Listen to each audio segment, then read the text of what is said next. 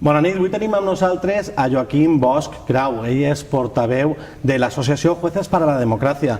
Però nosaltres a Cinc Cullera tots el coneguem com Ximo Bosch i el coneguem molt per la seva etapa com regidor a l'Ajuntament de Cullera. Bona nit. Hola, què tal? Bona nit. Per començar, m'agradaria que em comentares què és Jueces para la Democràcia, perquè potser és un nom que a la gent li resulta molt familiar, però no sap exactament què és.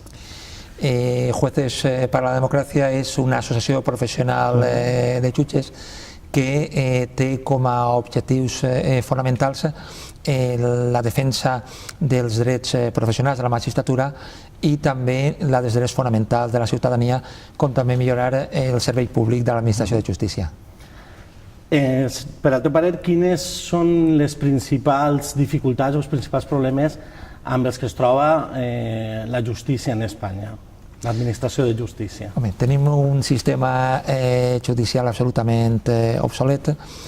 Algunes lleis processals, com la que regula el procés penal, la Ley de Enjuiciamiento Criminal, són de l'època del segle XIX, en la qual la gent viatjava en carruatge i encara no n'hi havia pràcticament llum elèctrica, i en molts casos estan regulant ara mateix la investigació de delictes informàtics, d'operacions d'alta tecnologia, i és evident que això avui no resulta viable. És una bona mostra de com està de poc modernitzada la nostra justícia. D'altra banda, també tenim una oficina judicial que no té criteris d'eficiència organitzativa, i això fa que l'estructura antiga dels jutjats avui ja no funcioni i que els papers s'amuntonen moltes vegades per falta d'eficàcia en la gestió. Cal introduir elements de racionalitat en el funcionament de la justícia, i també el que n'hi ha és una manca històrica d'inversió en la justícia que fa que siga la gran assignatura pendent de l'administració pública, així com des de la Seguretat Social, l'Agència Tributària. N'hi ha moltes institucions públiques que han tingut un procés de transformació, però la justícia ha estat d'alguna manera la germana pobra i tenim retrasos impressionants. Ara mateix n'hi ha prop de 3 milions d'assumptes pendents de resoldre en els tribunals de l'Estat espanyol, i si no hi ha canvis molt importants, la tendència és a que tot vagi a pitjor. Ens venen, o sempre ens han dit, que les democràcies liberals, com esta en la que vivim, estan basades en la separació dels tres poders. Molts ciutadans pensen que això no ocorre en realitat i que el poder avui en dia està en mans dels financers i dels partits polítics, i que la justícia està molt condicionada pel poder polític. Tu creus que ocorre això? Està massa condicionada la justícia, el poder judicial, per la política? En part, qualsevol poder preponderant té tendència a absorbir-ho tot, per a controlar-ho.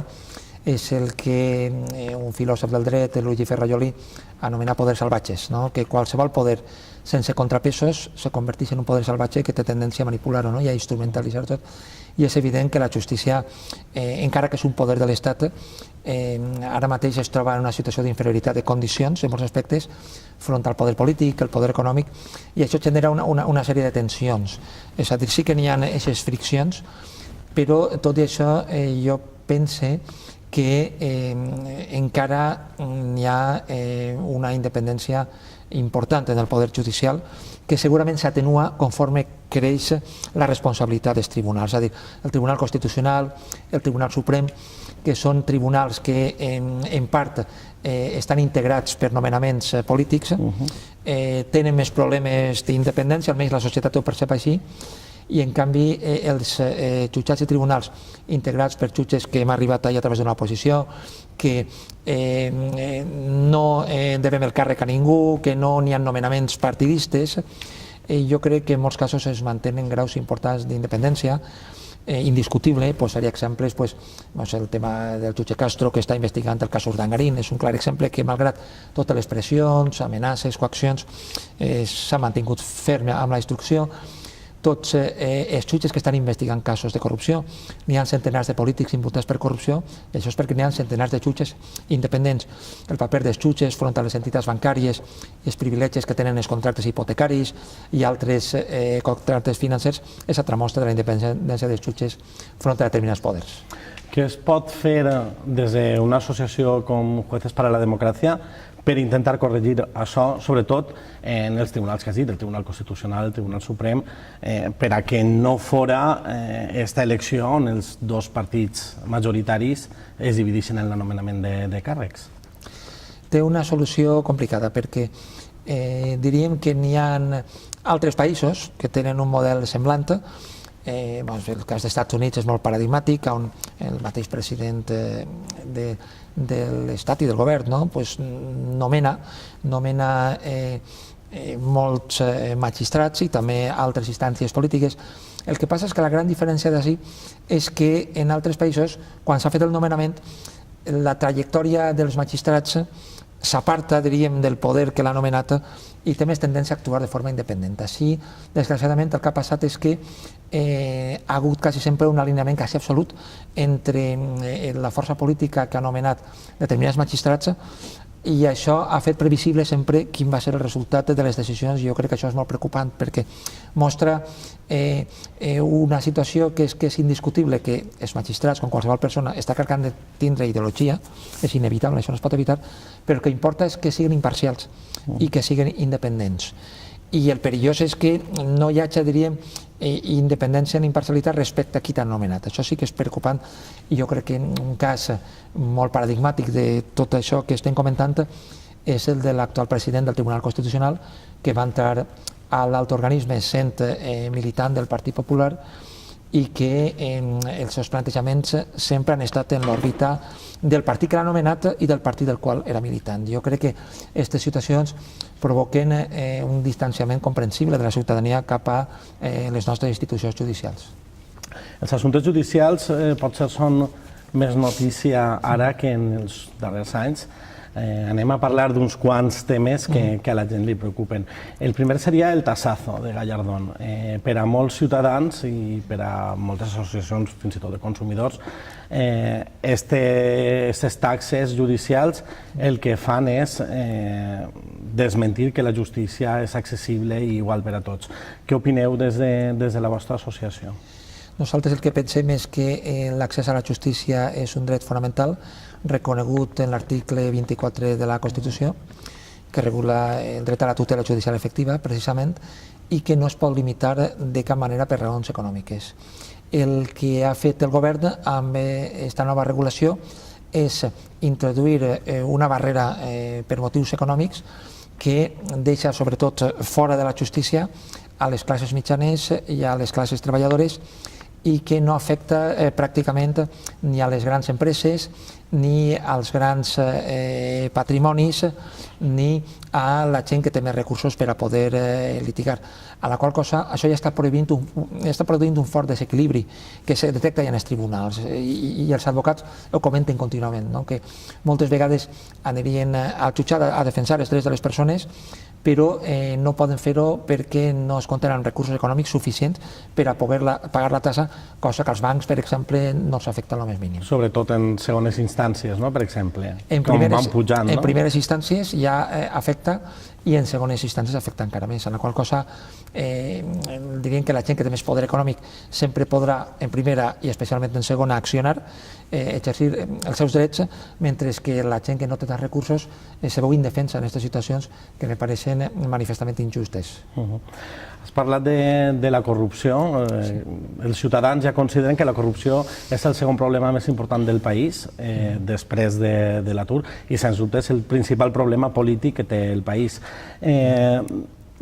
Quins entrebancs teniu els jutges, per exemple, en opinió d'una associació de jutges progressistes com la vostra, a l'hora de jutjar els casos de corrupció? Hi ha molts entrebancs per part del poder polític? Jo crec que no hi ha entrebancs directes en el sentit que segur que no passa que quan un jutge està instruint un cas per corrupció, segur que no passa que li telefoni un polític que li diga que no faci res, això no passa. El que sí que passa és que no tenim una legislació adequada per a poder combatre els problemes que genera la corrupció i a banda no tenim mitjans ni instruments per a poder fer front a aquesta delinqüència. I això el que fa és que quan un jutjat li cau un assumpte d'aquestes característiques, per exemple, el cas Fabra és un cas molt clar, que ha estat 10 anys per a poder-se acabar la investigació. Això no és normal, no és raonable. I això passa també en molts altres jutjats. Quan cau un assumpte de corrupció a un jutjat normal, entre els pocs mitjans que tenim per a fer front, i després la poca adequació dels jutjats a través de la falta de recursos específics, falten perits especialitzats, falten forces de seguretat tècniques en la matèria suficients per a poder, falten més recursos en la Fiscalia Anticorrupció. El que passa és que és molt difícil, primer, investigar bé i segon, investigar en un temps raonable. I a banda n'hi ha un tercer problema en el qual faria una reflexió, que és que a banda és molt difícil poder detectar realment què ha passat, perquè jo crec que el problema principal és que no tenim una legislació preventiva per a poder fer front a la corrupció i per a poder provar-la. Per exemple, tenim una administració pública, ajuntaments, comunitats autònomes, govern estatal, que té una discrecionalitat en alguns casos quasi absoluta per a poder fer el que vulgui, per a poder ordenar urbanísticament el territori, per a poder contractar en qui vulgui. I això és el caldo de cultiu més propici per a la corrupció, perquè la corrupció és privada i aquesta és la que corromp els polítics, els càrrecs públics. Per tant, tot el que sigui posar entre bancs sempre serà una cosa positiva. Fa falta donar més competències als tècnics independents dels ajuntaments per a que puguen controlar els casos de corrupció. Fa falta controls externs que funcionen de veritat, no com el Tribunal de Cuentas o la Sindicatura de Comptes, que ni tenen recursos ni capacitat per a fer front a això. I cal posar frenos, com per exemple impedir que les grans empreses puguen donar quantitats milionàries als partits polítics, perquè això implica que el que toma a dar-se obliga i també és una de les coses que més afavoreixen la corrupció. Has parlat del cas Fabra, un altre assumpte que també cueja des de fa molt de temps és el cas Gürtel. Casos com este que tarden tant en jutjar-se i sentències com per exemple les que s'han donat en el cas Malaya fan que el poble, en general, la gent que es profana en assumptes judicials, pense que hi ha certa impunitat i que ser corrupte és pràcticament de vegades en Espanya. Què penseu d'això? El cas Malaya és un cas de llibre de per què es produeix la corrupció. En la línia del que comentava, un ajuntament que ha tingut llibertat pràcticament absoluta, com recull la sentència, per a que els polítics i els assessors hagin pogut fer i desfer tot el que han volgut. És a dir, allí s'ha saquejat les arques públiques, s'ha afavorit a determinades persones, han circulat diners negres per tots els costats perquè no hi havia el més mínim control i perquè s'ha pogut fer. I a banda d'això, ha estat pràcticament impossible poder demostrar bona part de lo que se sospita que passava, perquè les sentències, o la sentència en aquest cas del cas Malaya, té unes penes baixes, no perquè el tribunal, diríem, hagi anat a la pena més baixa en tots els casos, sinó perquè n'hi havia acusacions sobre moltíssimes coses, però el tribunal només ha considerat que s'han provat molt poquetes coses. Això el que te demostra és que n'hi ha moltes sospites, indicis de que se fan autèntiques barbaritats en l'àmbit de la corrupció, però a l'hora de la veritat no es pot demostrar pràcticament res per falta de mitjans, per insuficiències legislatives de control, de detecció i per falta de recursos per a poder investigar adequadament. I això no ens enganyem, això és una cosa de voluntat política, resoldre-ho. Això no poden resoldre els jutges ni funcionaris dels jutjats, això s'ha de resoldre en el Parlament. Un altre assumpte que ha fet que la gent pense que la justícia no és igual per a tots és el cas Nos. Sembla que hi ha hagut diversos intents, per ara sense fruit, d'imputar a la infanta Cristina, la qual cosa sembla que faria pensar a tots que sigues qui sigues, la justícia és igual per a tots. Què penseu d'aquest cas i si penseu que hauria de ser imputada o no? Anem a veure, jo penso que el fet que estiga Urdangarín imputat sí que mostra que la justícia és igual per a tots, o que gent que d'un perfil que habitualment no estava sent investigada ara ho està sent. És veritat que la infanta Cristina no ha declarat com a imputada, però és igualment cert que el jutge instructor sí que ha pensat que la justícia és igual per a tots i de fet la imputada, el que passa és que s'ha produït un recurs i l'òrgan superior, que és l'Audiència Provincial, ha considerat per 2 vots contra 1 que no hi havia suficients indicis per a considerar que se l'havia d'imputar. La meva opinió personal és que n'hi havia indicis, com pensava Castro, suficients per a que poguera ser imputada, perquè ella era titular d'una sèrie d'empreses i hi havia, per tant, una presumpció amb altres proves documentals de que ella sí que podia saber, no dic que ho sabera, sinó que podia saber què és el que estava fent el senyor Urdangarín, i això justificava que se la cridara. I ser imputat no vol dir que el vaig anar a condenar, ni que sigues culpable, ni que hagis comès un delicte, sinó que hi ha sospites raonables de que has pogut delinquir i això implica que se te cite perquè te puguis defensar. Jo personalment pense que el jutge Castro encertava i en tot cas l'audiència no ha prohibit que se la cite, sinó que ha demanat que s'acabi la investigació. Castro ha practicat noves diligències, de les quals sembla que queda més reforçada la seva línia investigadora i jo penso que és més que probable que l'acabi citant com a imputada. El cas que ha ocupat l'actualitat dels últims dies és la sentència del Tribunal de Drets Humans de la Haya sobre la doctrina Parot. Vosaltres, des de Jueces para la Democracia, heu emès un comunicat de premsa valorant aquesta sentència. Què opineu d'aquest tema on moltes vegades s'està opinant i parlant des de distints àmbits pràcticament des del fetge, diguem, no des dels fonaments del dret? Jo crec que per a poder valorar una sentència és fonamental haver-la llegit. Perquè si el que diu és molt difícil opinar i ja realment més que opinar el que ho pot fer és desahogar-se o soltar el primer que li ve al cap sense conèixer el que diu la resolució. I el que diu és una cosa que jo crec que és molt raonable. El que diu és que no té que quedar en llibertat una terra que està condenada de forma arbitrària o capritxosa, sinó que ha de quedar en llibertat perquè ja havia complit la condena. És a dir, aquesta persona va ser condenada a un temps concret de presó d'acord amb la llei que existia en el moment dels fets i una vegada s'ha complit aquest temps ha de ser posada en llibertat. És a dir, això és igual per a estar membre d'ETA com a igual per a un terrorista que per a qualsevol persona, perquè una persona pel fet d'estar en la presó condenada no perd els seus drets, i un dret és a que si te condena a una pena concreta, quan s'acabi la pena tens que eixir en llibertat. El que va fer el Tribunal Suprem espanyol, amb una forta divisió, igual que després el Constitucional, és que una vegada estava complint la condena, enmig d'una forta pressió social perquè els terroristes no pogueren eixir al carrer, el que va fer és canviar els criteris pels quals havia sigut condenada per a que la pena fos més llarga. I que hi ha un principi fonamental en dret penal que és el que no és admissible la retroactivitat d'una disposició. És a dir, a una persona no la poden condenar, per exemple, a 23 anys, per dir una xifra, i que una volta s'ha complit la condena canvien la pena perquè siguin 30. Això no és admissible ni així ni en cap país en un estat de dret i democràtic del món. I, per tant, el Tribunal Europeu el que ha fet és donar la raó als magistrats del Tribunal Suprem que no estaven d'acord en que se poguera forçar la màquina fins als extrems de vulnerar els drets de qualsevol persona. És veritat que els crims que va cometre aquesta membre d'ETA, com altres membres d'ETA, són repugnants i que cal estar al costat de les víctimes que han patit per aquestes coses. Però això no pot significar mai vulnerar regles bàsiques sobre com es compleix una condena, perquè és que si no ja es posem en una altra situació. Si el que se vol és que un condenat d'ETA o qualsevol altre condenat, el cas de Miguel Ricard és un altre cas que ha eixit a la llum aquests dies, no?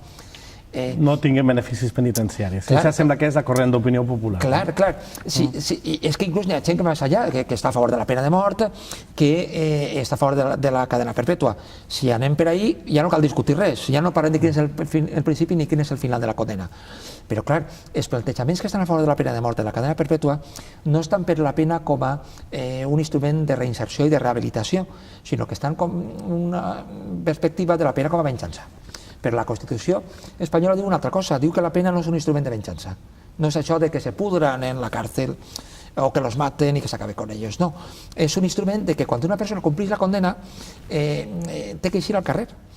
I el Tribunal Europeu, pràcticament per unanimitat, el que ha fet és, efectivament, revocar una decisió que no és correcta. I això no vol dir no estar al costat de les víctimes, ni vol dir no rebutjar de manera absoluta crims abominables, sinó que qualsevol persona, una volta ja ha complit el que marcava la llei que tenia que tindre com a pena, té que quedar en llibertat.